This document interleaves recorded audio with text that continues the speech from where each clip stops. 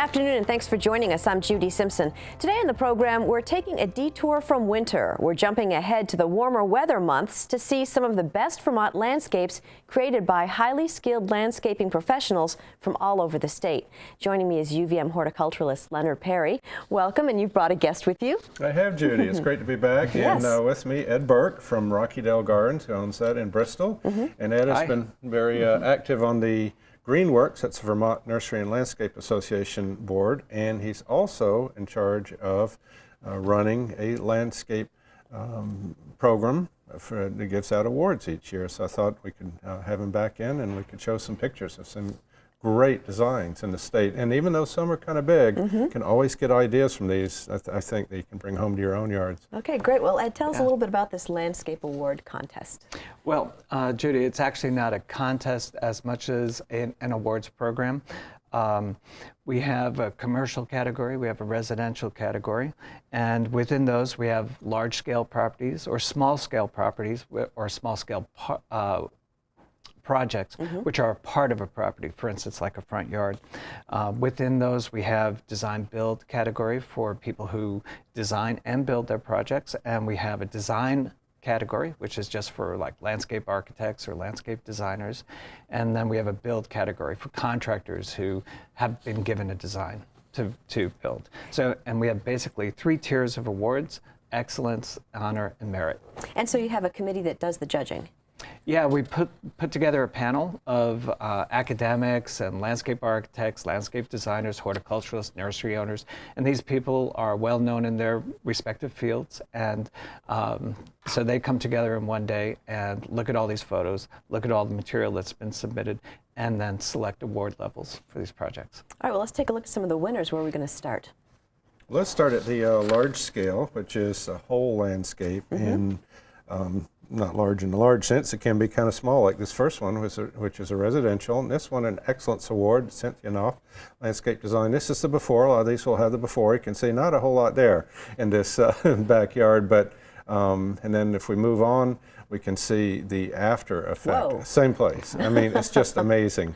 And again, this was a design, so this person just did the design. Maybe, Ed, you can tell a little more about what we're looking at here. Well, one thing that the judges really liked in this project was the creative use of limited space.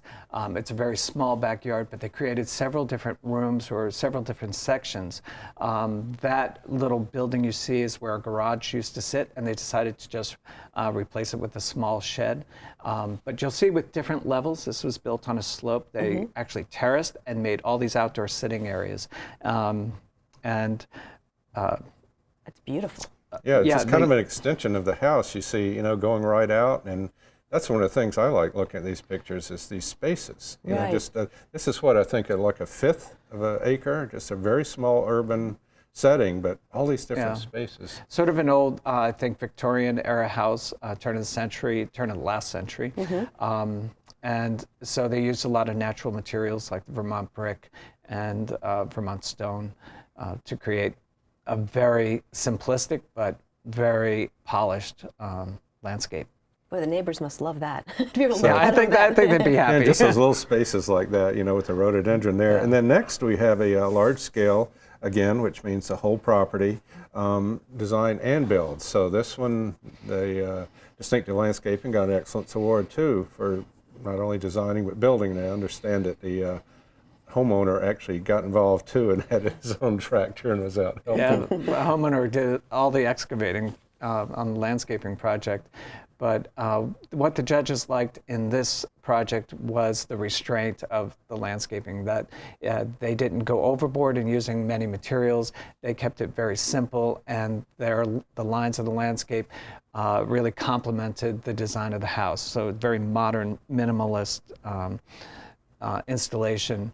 But the judges felt that it worked really well with the architecture of the house, and it was very simple, simply elegant. And this house is right on the lake, and these people have a boat, but they didn't really want it to be seen too much, so hence you see all the plantings. It kind of really blends in. You don't really notice it, they said, from there, but as you see, very great, not only modern architecture, as Ed said, but, and that curve, the judges understood like that kind of a triangle there echoed down into paving below, and then they put some plants in there. Yeah, really simple solution with some of the grading issues that they had. They had a drop in elevation of 18 inches to the garage, and they just sloped that triangle of land. Nice fountain grass there along, just very simple. Looks like something you'd see near the water. The grass is blowing there. This is what they call floating steps. So they used bluestone treads, and underneath they used a plywood. What do you call it?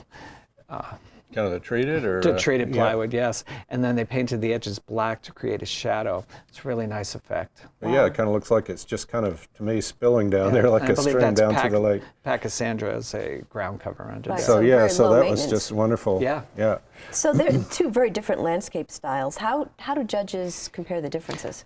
Each project is actually scored on its own merit, and so they're not scored against each other. Our criteria are general, so as not to favor a particular design style or a particular size. For instance, we have criteria like sustainability, degree of difficulty, and how the design relates to its surroundings. Judges are asked to assign a score for each of these criteria from 1 to 10, and then the score is added up at the end. So each project is put through this criteria score. And so what about small-scale residential awards? Okay, let's take a look at some of those. Again, the small scale is just a part of a property. In this case, it's kind of interesting because this is a design and build, distinctive landscaping, and sometimes you see a name coming up again, but the different designers with these firms, each would get an award, and this one, excellence. This is actually a condo, just in one of the units at a condo, and that's the before. Then you can see after how they again changed the grade, again looking over the lake, so that was one of the things they wanted to focus on. This is a great example of how you can take a small section of a property. In the previous photo, you may have seen that the patio down below. Right. Well, that wasn't changed. That wasn't even touched in this project. They just focused on this upper terrace, and they really improved it a great deal. This is a before photo of, you see many different materials that they used, and they really simplified it. They wound up using the same material through the whole process. They got rid of the mixture of materials and made it a much cleaner looking thing and opened up the view to the lake. That's wonderful. So that's great. And then we have another one here. This was again a small scale in the sense that it's just a piece of the property. In this case, these people had a very simple wood back of their house and the pool on the left, and they really wanted to use that more. So honor award here to Churchill Landscapes. That's the before and then after. Ooh. You can see again. You can tell us about that, Ed. Well, again, the simple use of materials sort of being more consistent. Outdoor kitchens are still really popular among landscape clients. People want to have this experience in the outdoors. One of the interesting features of this was the polycarbonate roof that they put over the kitchen, which they did a lot of engineering on for snow load coming off of the existing roof. So the actual interior kitchen is adjacent to this outdoor kitchen, so they can walk right out their doors from the kitchen to this space and do all the smoky stuff. And if it's raining, they can still do this, and the light comes through. Really nice addition to this backyard, and made a very useful space. And then we have another one of these parts of a property, kind of similar in a way that involves a pool, but this was the before, early part of last century arts and crafts type house. They had taken some trees down the homeowners had, and they really wanted to, make a more usable space here, a lot more fun. So again, this Landshapes got the Merit Award for designing and building this, and you can see the before and then after. Wow. Yeah. So this one has a big wow factor because basically it was a lawn with a slope and some trees, and they wanted a pool, and they wanted all this activity around the pool. They had a fairly good sized property, but they wanted to restrain this activity to a smaller area so that they could keep a large green space open for ball games and things like this. So what Caroline had done in this project was make very small nooks or rooms in this entire pool area. Oh, right. There is a fire pit, a dining area, lounge area, the pool itself, and then a little shed for the pool equipment, which was reused. That was already existing on the site. Wonderful. And so how does a judge decide on the smaller projects like just a patio or a pool area? Well, basically, I think it's what you were saying. It's the criteria. You know, if you got a big space versus small space, and judges are looking not necessarily right at the size or how much money is spent, but the quality. Right.